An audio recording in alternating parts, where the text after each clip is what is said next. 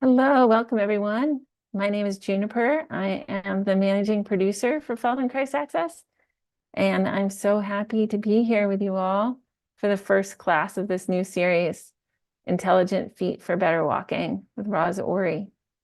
Today we are joined by Astra Coyle, a Feldenkrais practitioner in Asheville, North Carolina, and Nadia Genois, a Feldenkrais practitioner in Montreal. Astra is here to help if you have any confusion or difficulties during the course of the lesson. You can contact her by writing into the chat if you're joining us by Zoom, or you can write into the comments section if you're joining us on Facebook or YouTube or another social media platform. Or if you're catching up with us by the recording, you can also write into the comment section. And Nadia is here to help if you need a visual reference for how to do the lesson in sitting. She'll be doing the lesson in sitting, and I'll be spotlighting her periodically when Raz offers a new instruction. So if you're unable to do the lesson on the floor and you prefer to do the lesson in sitting, you can see how she's engaging with the lesson in a sitting position. And I will also be periodically spotlighting our team of Feldenkrais practitioners who are doing the lesson along with you. So you'll have a general visual guide as we move through the lesson today. And if you are in the Zoom room and you have your camera turned on, please have your camera oriented so that your whole self is in view, and that will give Raz the opportunity to see you as he offers the lesson today. And if you don't wish to be seen, that's totally fine. Or if you can't for whatever reason, that's totally fine. Just press the stop video option in the Zoom menu. And I just have a couple of announcements. One is that this is the first of 6 lessons in the class series. It's a 6-week class series. And we will also be having 2 question and answer sessions with Raz live. The first one will be January 30th. So if you're registered, please join us for that. And if you aren't registered, please do register. There'll be a link in the chat for you to follow to sign up for the entire class series. And the early bird deadline is on Monday, the 15th.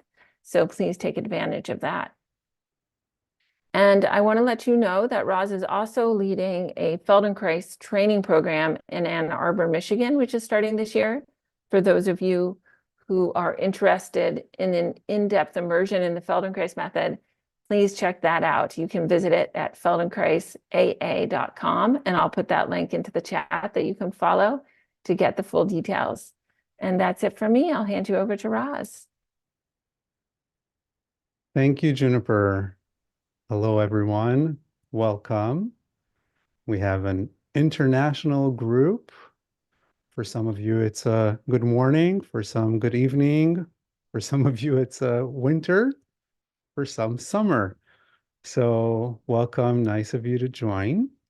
So this class series is going to be all about our feet, the extraordinary, marvelous structure of our feet, and how our feet have evolved and designed to enable human beings, to enable us to be able to walk upright with efficiency, vitality, and fluidity. Most importantly, this class series is going to be about your intelligence, your ability to intelligently use your feet in order to walk, and your ability to use your intelligence to improve how you use your feet in order to improve how you walk. So we each have slightly different feet, and we each have a slightly different gait, and we can each improve in a slightly different way. So our feet, walking, and your intelligence. This is the objective of this class series. How do we approach being able to revive the dynamic use of our feet? How are we going to approach being able to improve the efficiency of walking?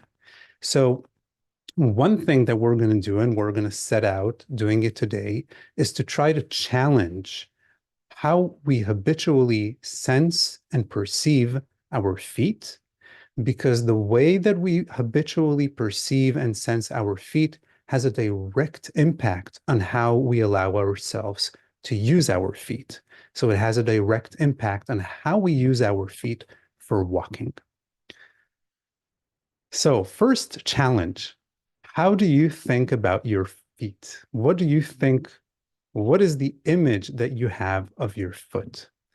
Most people, the image that we have on our feet, of our feet, is that our feet are a platform to bury the weight of our body, which is partially true.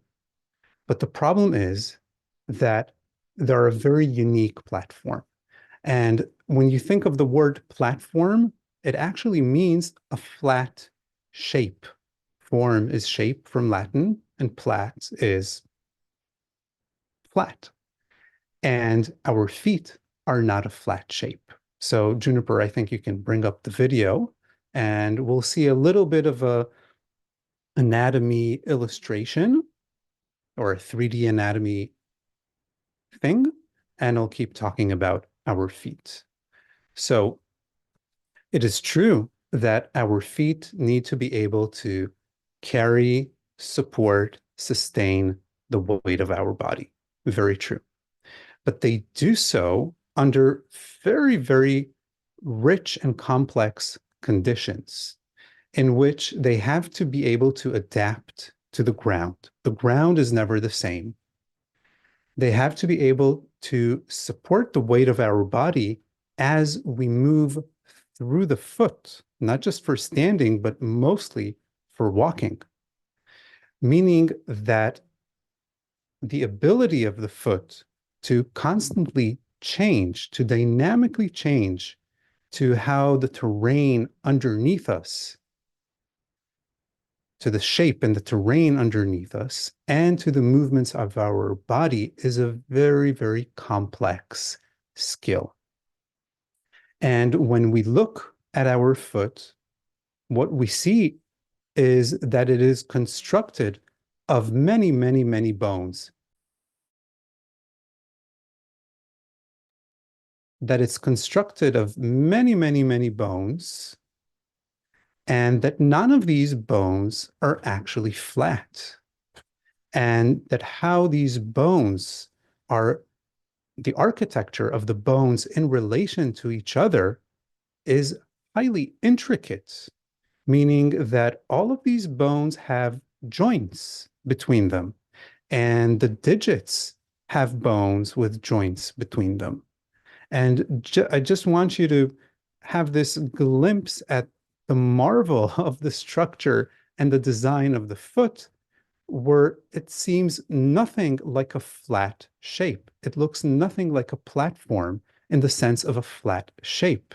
If you would need a flat shape as a platform, why would you go through all the trouble of having so many bones? And if you have so many bones, it means that you have all these joints. It means that they're designed for mobility. They're designed for movement. If they're designed for movement, you need muscles to move them. And then what we see in the foot is an abundance of muscles, an abundance of muscles. Some of them are long, some of them are short. Some of them are more superficial, some of them are deeper inside of our feet.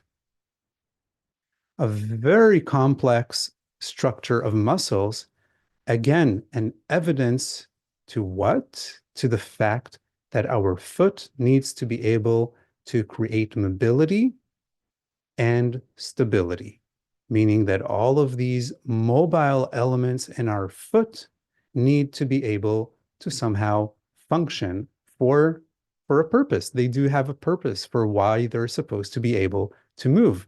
And again, to be able to adapt to the ground, to be able to support us as we move through the foot.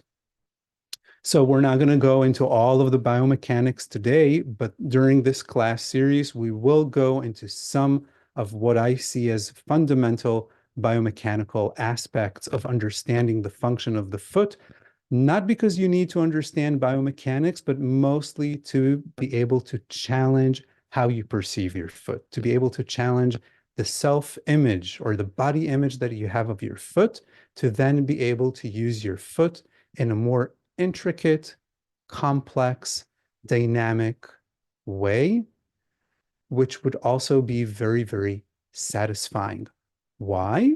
Because for all of these muscles to be able to mobilize the foot in walking, you need a lot of sensory information from the foot. And our foot is, in fact, very, very rich in sensory nerve endings that provide the brain with a lot of information about the position and the pressure and the angles and the velocity and the tactile connection with the ground and so on. So being able to revive these abilities would also mean that you're going to be able to give your brain a much richer sensory input, a much, yeah, a much richer sensory input from your foot.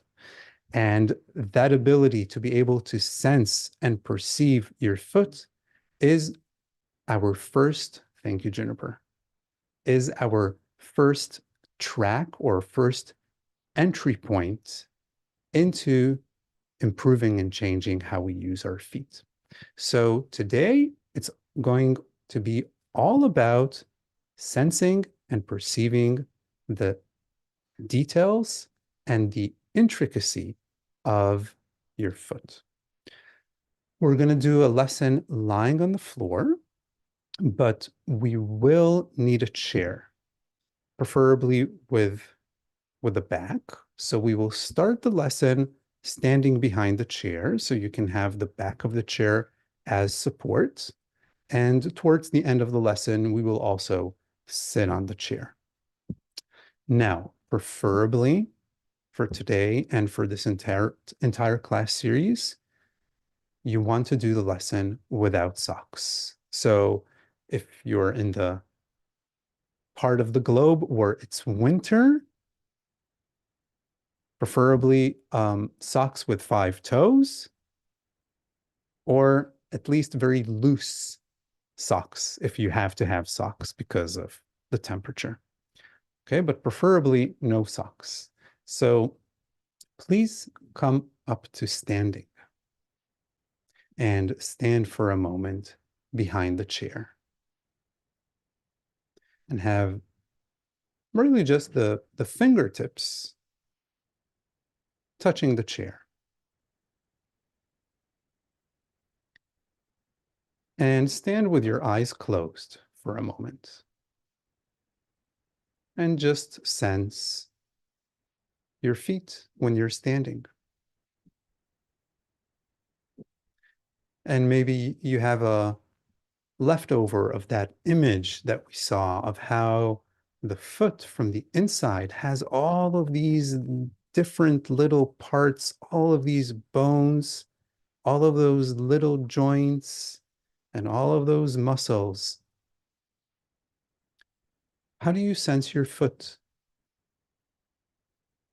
Do you sense it as a complex, rich structure, or not so much? And slowly sway your body weight a little bit forward and a little bit back, just a tiny bit, so that you can feel the weight of your body moving a little bit towards your heels and then a little bit towards the front part of your foot without needing to lift your heels when you come forward or lifting your toes when you go back. And just sense how your feet are a platform that supports the weight of your body. But just by doing this tiny movement forward and backward, that platform cannot stay unchangeable, meaning that the shape of your foot and how your foot contacts the ground, but even inside your foot, the articulations of the bones inside your foot, they change a little bit with the shifting of weight forward and backward. So just have a glimpse into the sensation of your feet as you do this very simple movement, and we'll come back to it to see if there's more sensory information, more richness in how you sense and perceive your feet during the lesson. Excellent. And come lie on your back.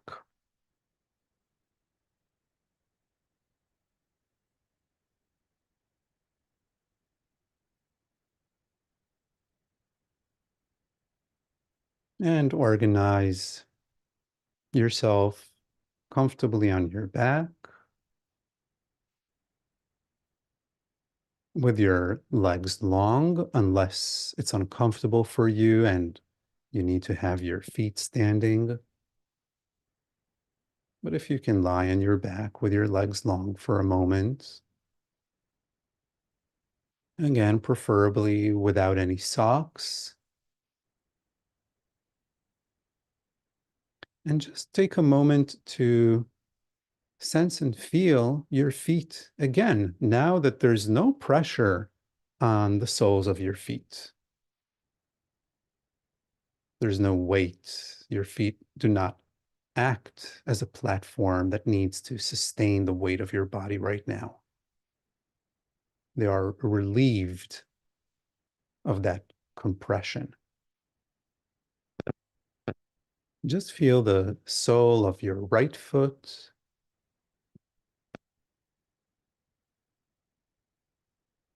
and the toes. Can you sense your toes?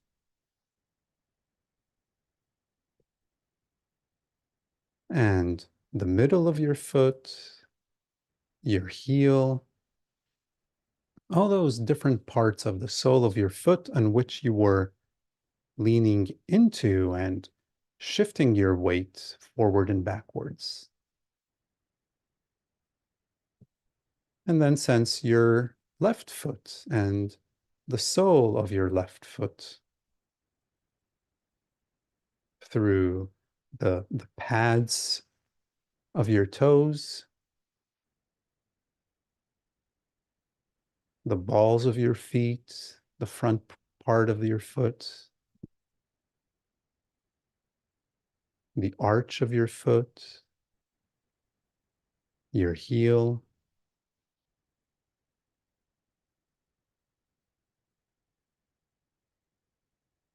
Good. And now we're going to do something very simple with the right foot.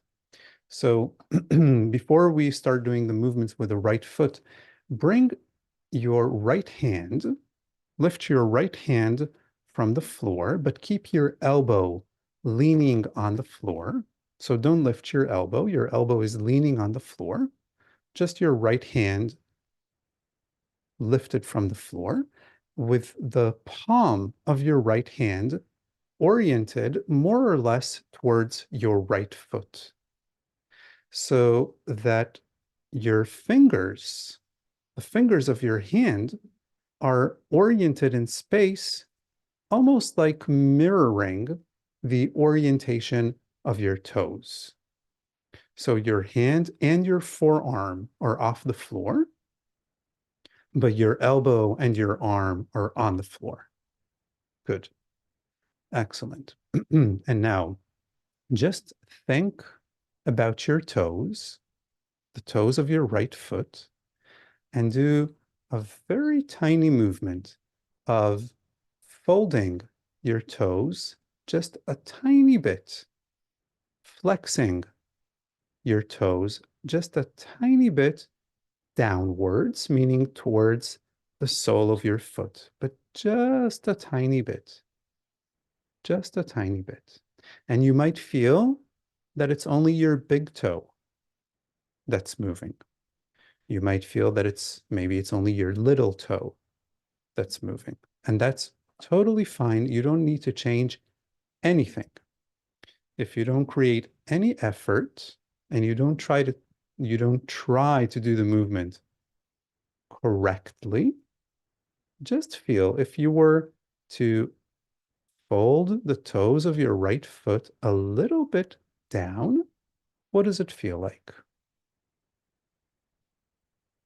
Are some toes more movable than others, easier to move than others? Maybe you'll feel that your ankle is activated, that you're trying to do something with your ankle or your foot. Maybe you'll feel that something along your thigh or your back is being activated. So just do simple movements, feeling the reaction. Is there a reaction in other parts of yourself? Good. And then very gently do the same movement with the fingers of your hand so that your fingers and your toes are mimicking each other. So as you try to fold your toes downwards towards the sole of your foot, so the tiniest bit, do a similar tiny movement with your fingers, as if starting to fold your fingers towards the palm of your hand. Very gently, and see if you can feel how should I hold my hand? How should I orient my fingers so that somehow I start to create a connection in my sensation between the fingers and the toes? Excellent. Now do the opposite movement. Try to extend your toes, meaning to fold your toes upwards, as if the back of your nails come a little bit towards your knee.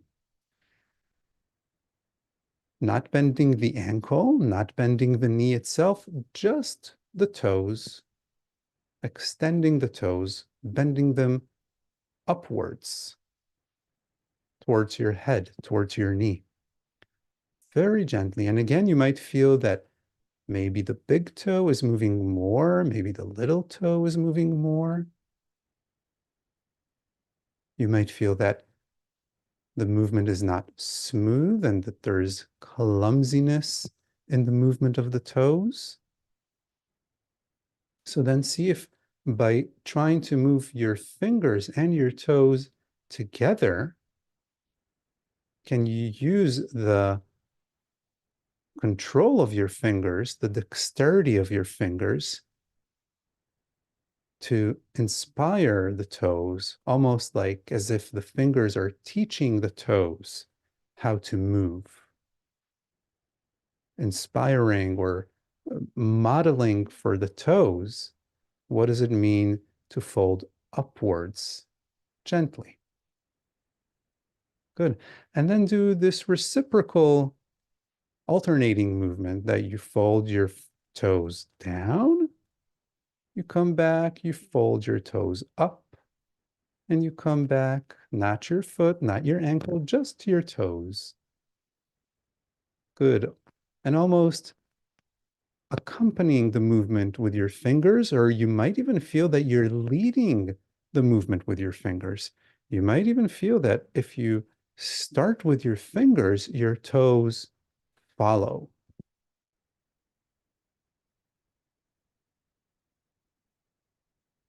Like a puppeteer moving the puppet with the strings.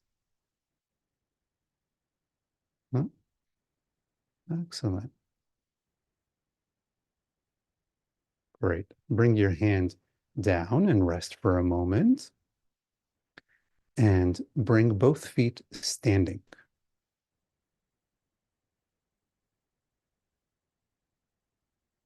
Good.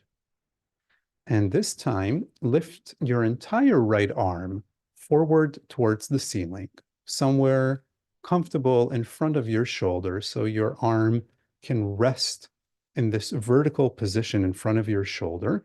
And again, think of your hand and your palm a little bit oriented towards your foot. I know that it's not exactly the same orientation, but it's as if your hand is monitoring your foot. And this time, just lift the front part of your foot away from the floor so that it includes the toes and the balls of your foot so that you remain leaning only on your heel, but just a little bit, just a little bit. So we'll call this bending the ankle. So you bend the ankle so that the top of the foot comes a little bit towards your shin bone. It brings your toes a little bit towards your knee, just a little bit far away from bending your ankle to the maximal range. Just a little bit. And you might feel that, oh, he's saying ankle, but I feel the toes being very activated. That's totally fine.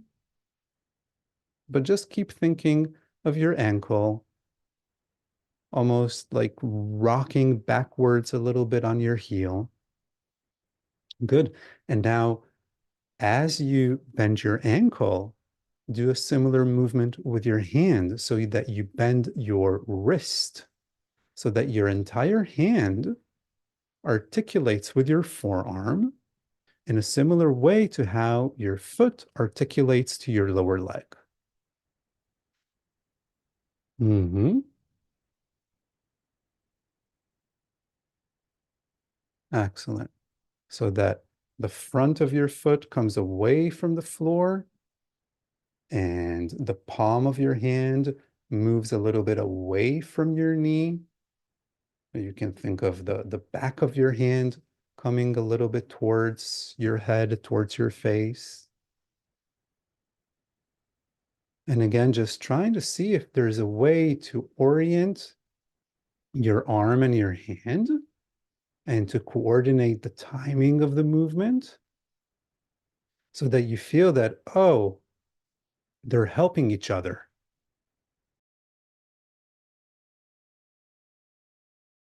That something about moving them together makes the control of moving your ankle and your foot better. It clarifies something about the control.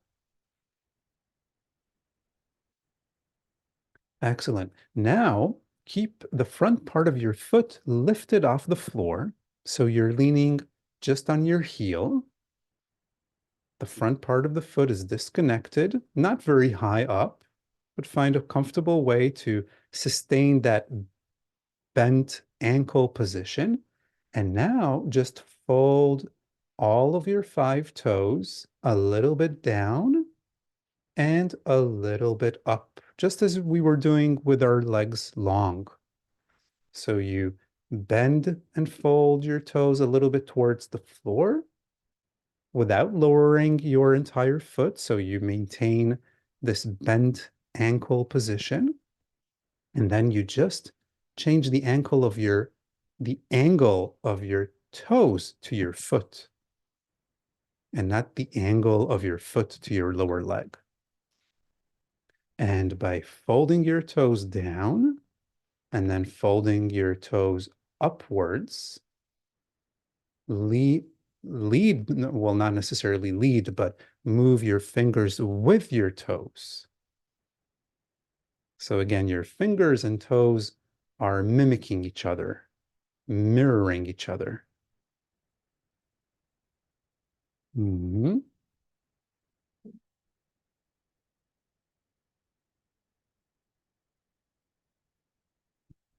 And notice what happens in your lower back. Are you activating your lower back unnecessarily? Are you holding your breath unnecessarily? Are you doing something in your jaw or with your lips or with your mouth unnecessarily.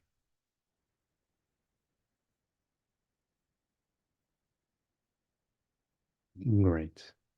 Bring your foot back down, straighten your legs, bring your arm back down towards the floor, and rest for a moment.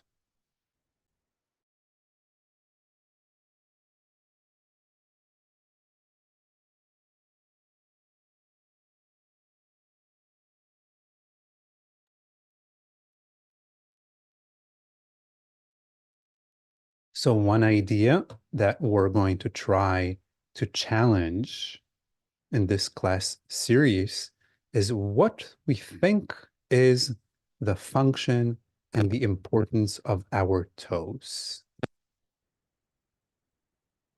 Are they important, or are they just evolutionary leftovers from our ancestors that had toes like fingers to hold on to branches?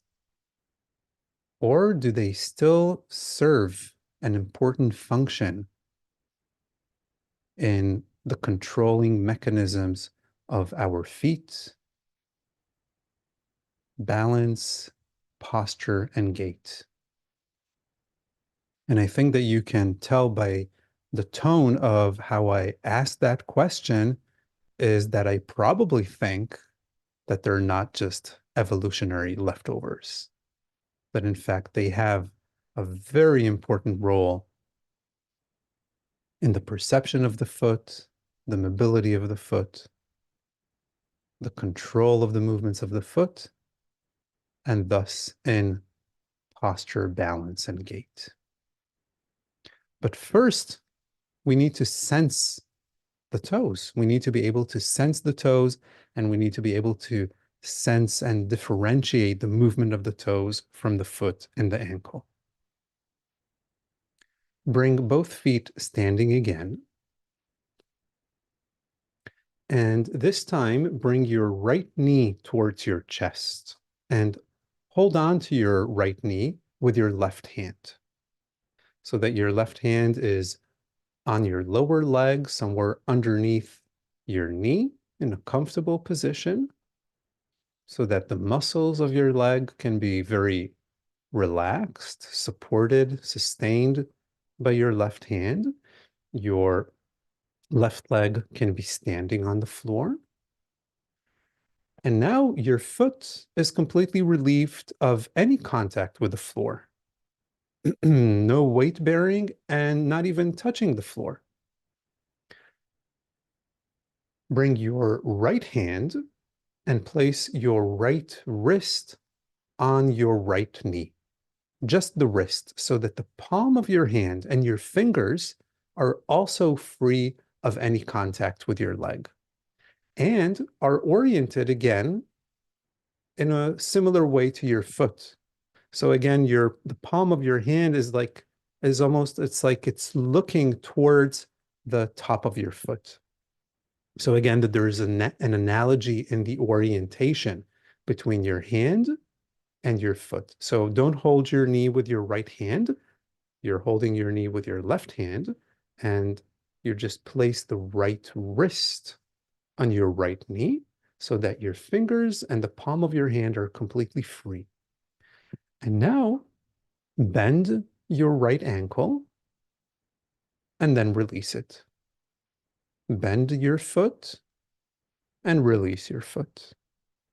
That's right. And each time that you bend your foot, the top of your foot comes a little bit closer to your shin, to your lower leg.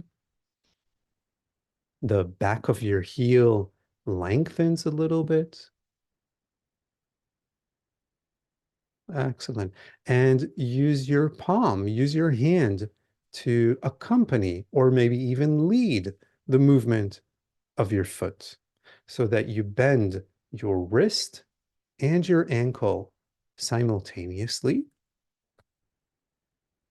But again, you need to find so doing both movements at the same time is not the challenge. Moving the hand and the foot at the same time, that's not the challenge. The challenge, for which you need a lot of intelligence, is to find the connection between the two movements? How do you use your hand in conjunction to moving your foot in such a way that it somehow enhances your sense of quality and perception of the movement? That with your hand, it feels like the foot is not as clumsy. That by using the refined control of the movements of your hand, you're able to inspire the movement of your ankle, the control of the movement of your ankle to the same refinement. Or you're trying to inspire it towards the same quality. But it's not a mechanical challenge. It's a brain challenge. It's a self-perception, self-control, self-modulation challenge. Excellent. Now, keep your ankle bent. Keep your foot bent a little bit, not a lot, just a little bit. And again, bend your toes up and down, just a tiny bit, just a tiny bit. And as you bend your toes up and down, bend your fingers, fold your fingers a little bit, and then straighten your fingers a little bit. So as you fold your toes down, you fold your fingers. As you bend your toes up, you straighten your fingers a tiny bit. And again, the coordination in time is not the real challenge, but rather finding a connection in quality, creating a connection in quality is where you would need your intelligence. So how do you establish and create some sort of association between your fingers and your toes? In the range, in the timing, but mostly in the quality.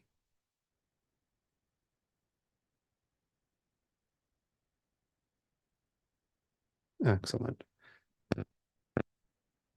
Bring your leg down and stretch out both legs.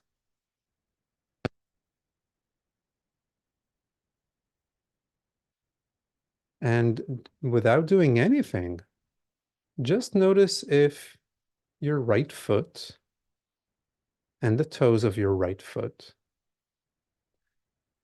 the sensation in your right foot and your perception of your right foot,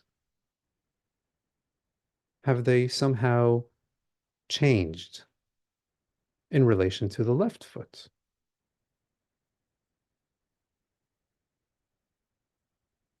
Just by doing these simple movements, is there some more richness in the sole of your foot or in how you perceive your foot and your toes? In fact, is there a difference in how you sense and perceive your entire right side in relation to your left side?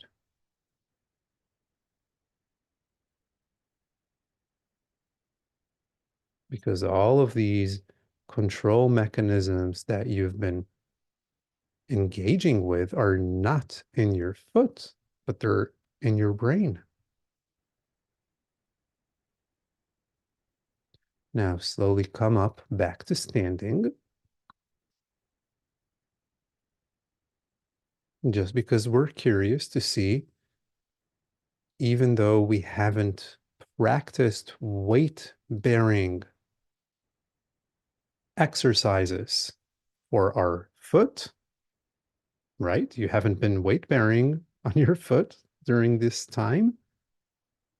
Now, when you stand up, How do you sense the contact of your right foot with the floor in relation to your left foot? Is something in the sensation of support in your right foot? Maybe in the width or the length of the sole of your foot? Would you say that, oh, for some reason, whatever we did on the floor was worthwhile? And if you shift your weight a little bit forward and back, is the perception of how the movement, how the weight moves through your foot, inside your foot, from your heel towards the front part of your foot. All of those little bones that we saw inside the foot. Would you say that there is a little bit more of a richness in how you sense your right foot in relation to the left?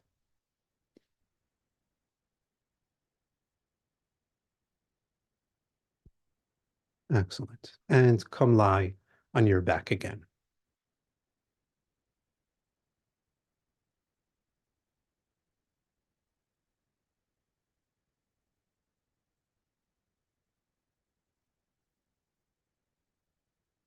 Good.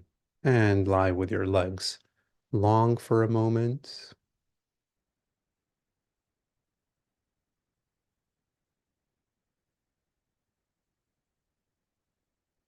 And lift your left hand and your left forearm from the floor. So just your left elbow is on the floor.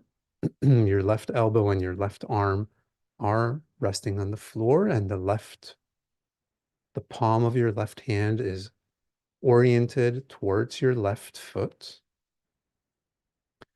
And this time, lightly bend your left ankle, bend your left foot a little bit upwards. So the top of your foot comes closer to your shin, gently. But as you bend your ankle up, fold your toes down. So as the top of your foot comes towards your shin, you want to fold your toes towards the sole of your foot. And then you release. Good. And you can also think about it the other way around. You can start by folding your toes down towards the sole of your foot. And then as you fold your toes down, you bend your ankle upwards. You fold your foot up. So here again, you need your intelligence. How to organize, how to orchestrate the movement in such a way that your sensation of the movement becomes more refined. Should you start from folding your ankle or from folding your toes? And there's no right or wrong answer to that. It's just for you to find what is your personal coordination that would enable you to feel and sense more and better those different movements. Good. Now, can you add your hand and your fingers? So as you bend your ankle, you bend your wrist. And as you fold your toes down, you fold your fingers towards the palm of your hand. So again, you're mirroring or mimicking whatever it is that you're doing in your foot with your hand and your fingers. And it can be a very small movement. Of course, your hand and your fingers have a much bigger range and much more flexibility and a much better control. So don't let your hands and your fingers to steal the show. to be the foreground. See if you can use your hand and your fingers as inspiration.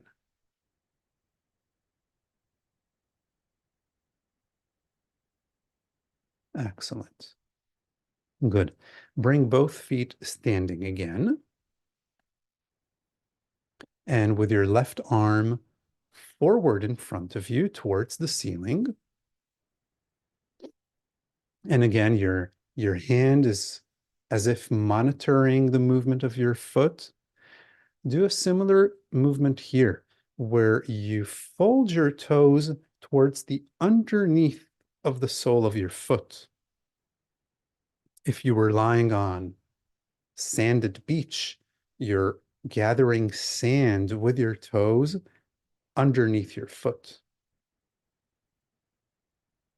Good. And again, use your fingers to accompany that movement, to inspire that movement, so that you can feel the big toe and the thumb folding, the little toe and the pinky finger folding, and then maybe even those three toes in between the little toe and the big toe.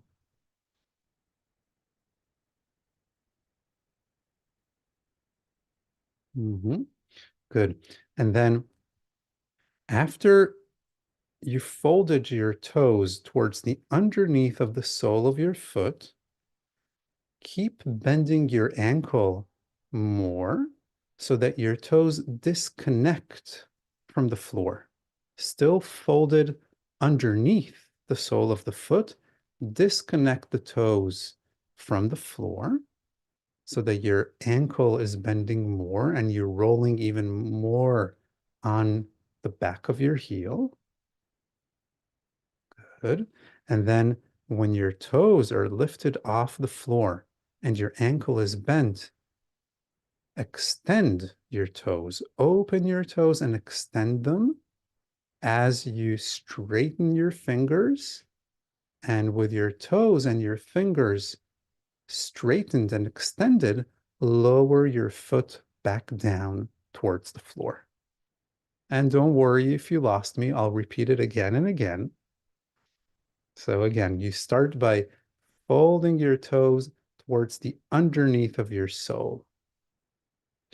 And you bend your ankle a little bit. And then you keep bending your ankle. You keep lifting the front part of your foot with your toes folded underneath you. And then when the front part of your foot and the toes are disconnected from the floor, then you open the toes, extend the toes, and lower the front part of your foot back down. So it's almost like you're gathering something underneath you, and then you spread out your toes so that you can do another batch of gathering or collecting or pulling. And again, whatever you're doing with your toes and your ankle, you mimic and inspire with your fingers and your hand.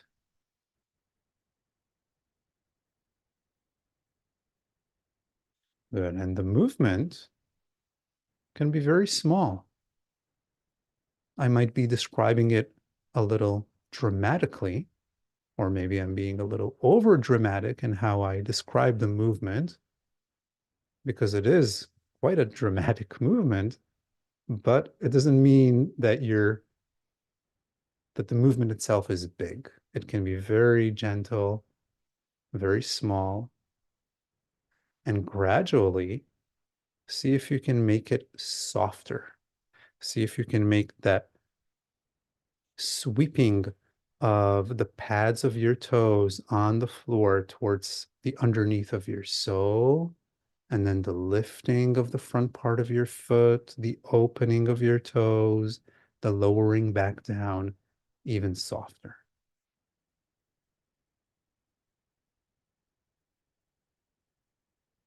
Excellent. Good. Lower your left arm down on the floor, straighten your legs, and rest for a moment.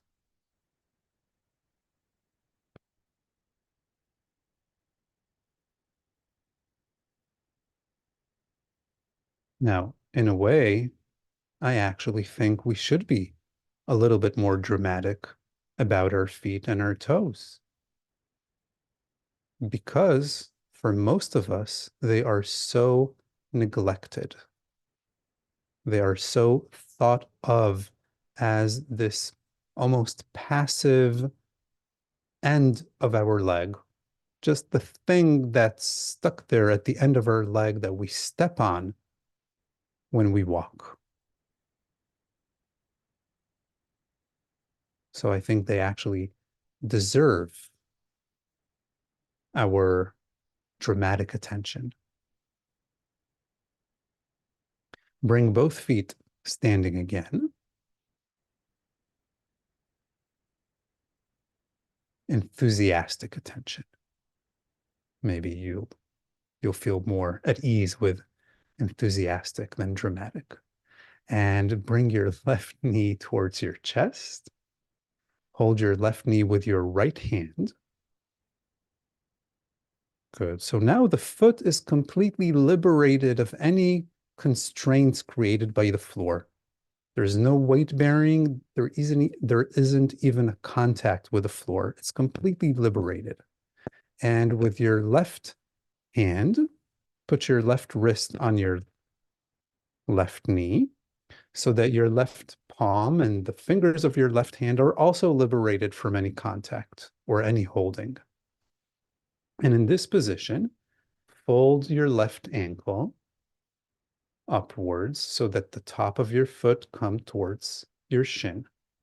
But as you fold your foot up, fold your toes down so that your toes are bending in the opposite direction of your ankle. Almost like you were to grab something with your toes and pull it towards you. And then when you release your ankle and your foot comes back down, then open your toes, straighten your toes, extend your toes, even bend your toes upwards as your foot comes down. Good. And then as your foot comes up, as you bend your ankle, fold your toes towards the sole of your foot. And then as you release your foot, straighten and extend your toes. So again, with your hand, you're modeling for your foot so that your fingers fold towards your palm as you bend your wrist, and then your fingers open and straighten as your palm moves back down. So with your fingers and hand, you do the exact same movement as you're doing with your foot and toes. Good. Now use your enthusiastic attention to refine the movement, not to enlarge the range, but just to make the movement even smoother. That's right. Feeling that your hand and your foot become more similar in the quality.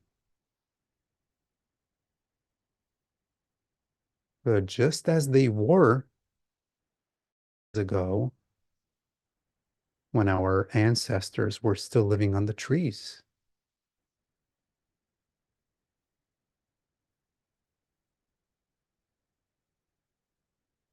That's right. And just as they were for us as newborns, were when we still did not know that our hands are somehow superior in dexterity than our feet.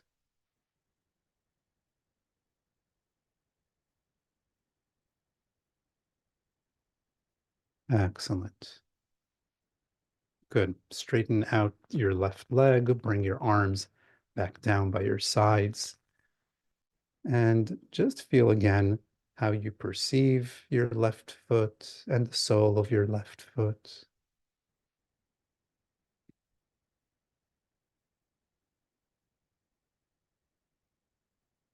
The toes of your left foot, which we will keep working on differentiating,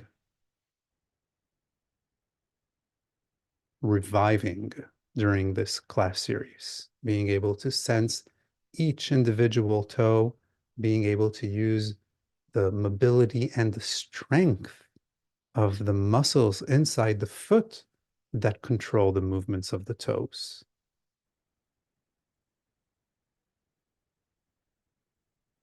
So posture and uprightness are not just in the spine, in the muscles of the back, or in the core muscles of the trunk. Posture, balance, and uprightness have their roots in the deep muscles of the feet and in the control of those all of those little bones in the foot, including the toes. Slowly come back up to standing.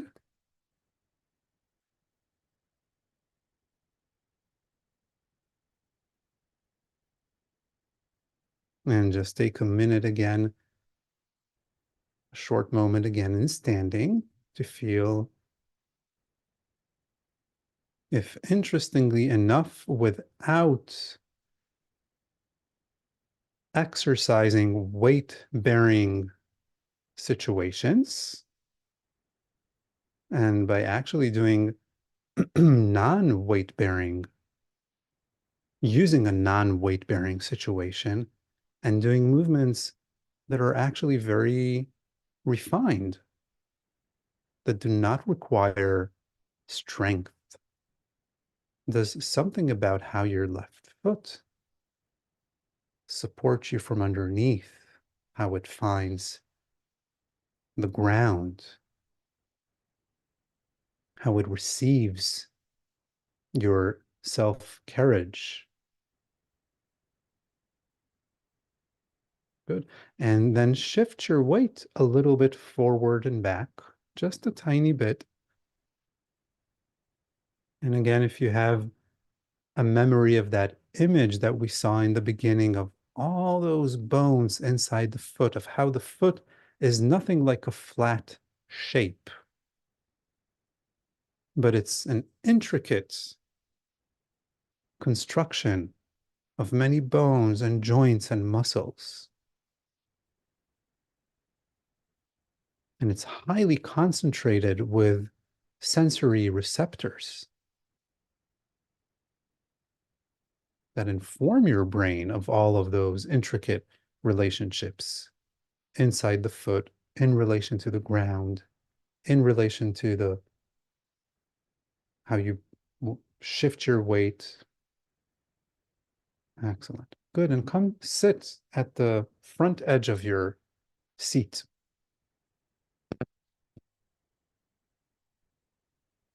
With both feet on the floor. Sit at the front edge of your seat with both feet on the floor. Excellent. And bring your right arm forward in front of you. It can be a little bit lower than the height of your shoulder, so that the palm of your hand is again mirroring your foot. And in this position, do a very simple thing. Fold your toes a little bit towards the underneath of your sole. Again, as if though you're scooping or pulling sand towards the underneath of your foot. And accompany or mimic or mirror or lead the movement also with your fingers, so that you fold your fingers a little bit towards your palm. That's right. So your fingers and your toes together. Excellent. And then do in the other direction, extend your fingers, straighten your fingers, and lift your toes a little bit off the floor, just the toes, not the front part of your foot, just the toes. Good. Think about your thumb and the big finger, the big toe, sorry, your thumb and your big toe, your pinky and your little toe, the three fingers in between and the three toes in between. Excellent. Lower your right arm and do the same thing with your left arm forward, the fingers of your left hand, and the toes of your left foot.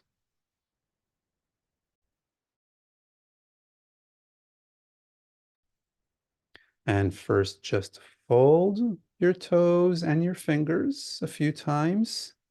So your toes fold towards the underneath of your foot, and your fingers fold towards your palm. Good. And then extend your fingers and extend your toes. Lift your toes from the floor and extend your fingers. And again, the movement can be minute. It can be a micro movement. And again, using your fingers almost as a model, modeling the sensation of dexterity, control, quality of the movement of your toes.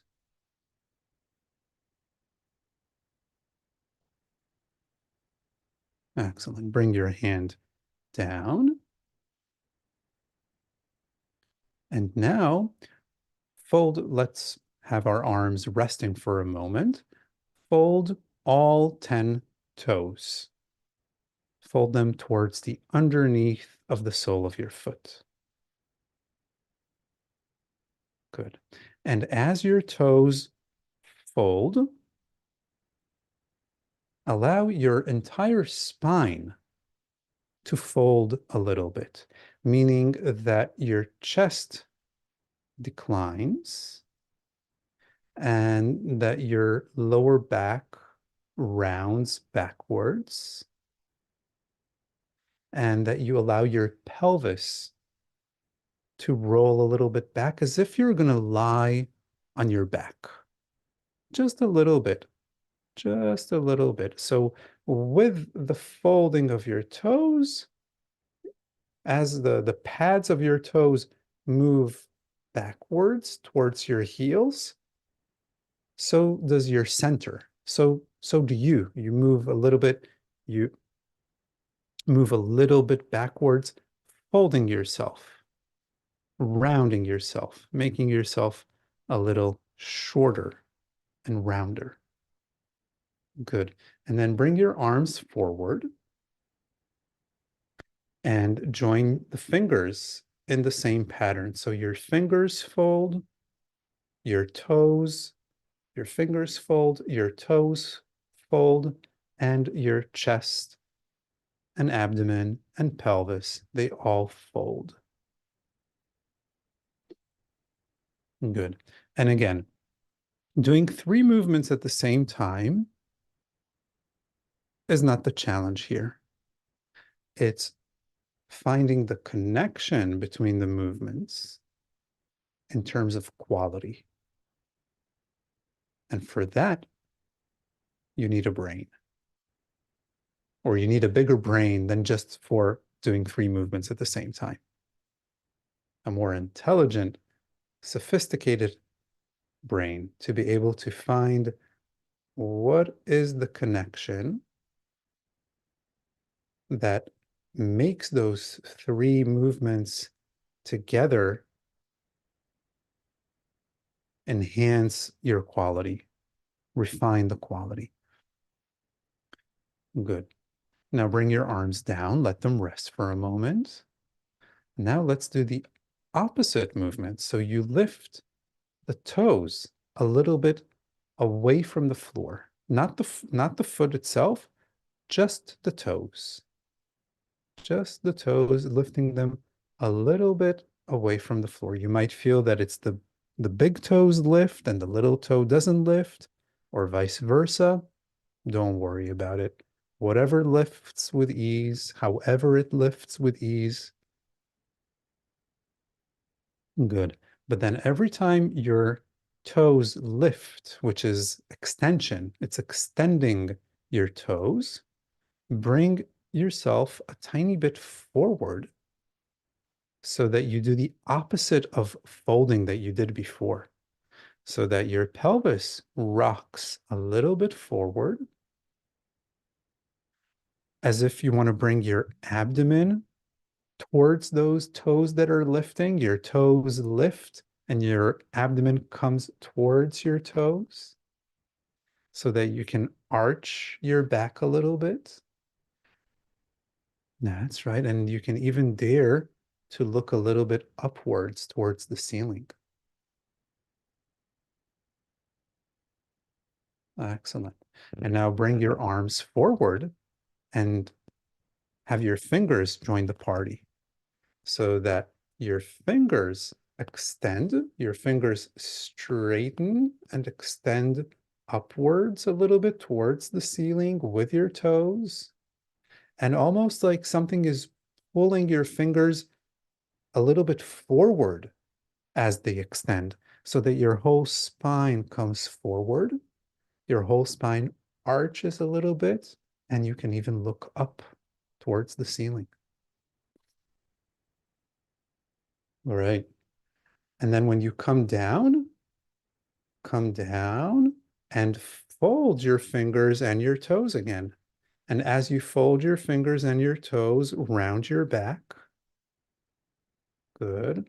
And then extend your fingers and your toes and extend your back. Fold everything and then extend everything. Fold and extend. Great. So you round your back a little bit backwards and then you arch your back a little bit forward. You lower your head to look a little bit down and you lift your head to look a little bit up. But again, in a way, so that the movement in your spine would almost be analogous or similar in the quality to the movement in your toes, to the movement in your fingers.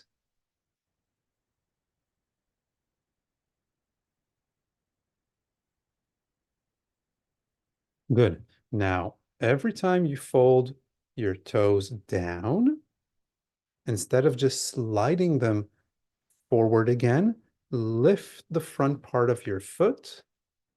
Keep bending your ankle so that your toes come off the floor. The front part of your foot comes off the floor. Spread out your toes up in the air and then lower your feet back down towards the floor.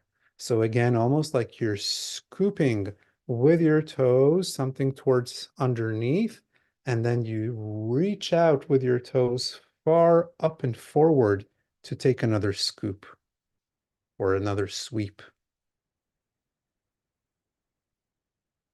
so that you draw everything towards you and then you extend out and forward to then be able to do another draw of everything towards you. Almost like it's a wave, almost like it becomes a circular motion. Instead of a linear back and forth, it's almost like a cycle of drawing in and then extending out. Excellent. Slowly come back up to standing. Stand behind the chair one last time. And just sense your feet and the contact of the soles of your feet with the floor. And do that little bit of a swaying forward and back. And just feel, did something change in the image of your foot? The imprint of your foot on the floor and how you perceive the size of your foot, the shape and the size of your foot.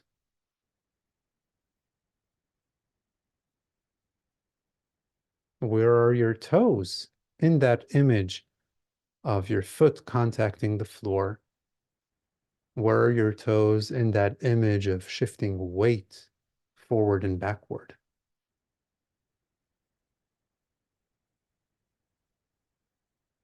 Excellent. And take a few steps around the room if you have a little bit of space to walk around to feel how your feet contact the floor as you walk. Notice if there's a difference in the contact of your feet with the floor or how you perceive that contact, and especially the transition of weight from your heel to your toes,